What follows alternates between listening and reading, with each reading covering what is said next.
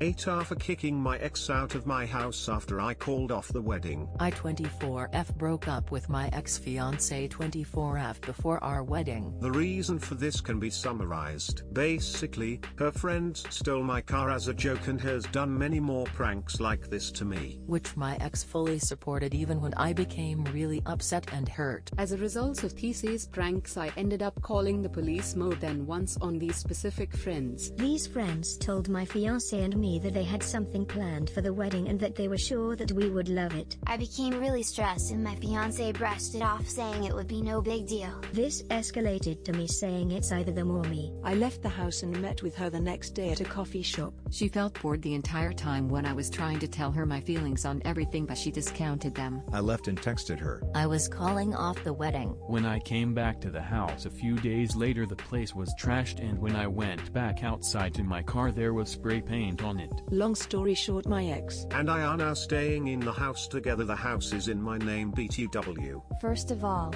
she trashed the place after I called off the wedding. Second of all, she refuses to pay rent for staying there when she said she had no intention to move out anytime soon to one of our mutual friends. And lastly, she refuses to do any household tasks, buy her own food, or even speak to me. The other day I told her she had to leave. She scoffed and went into the spare room she's staying in. I then the next day told her to leave by the end of the week or I would call the cops. She is still here. Do I call the cops? Do I tell her she can stay? I'm not sure if I'm in the wrong here. So AITAH for kicking my ex out of my house? I made another post in RME wrong about this subject with much more detail. The link is in my bio.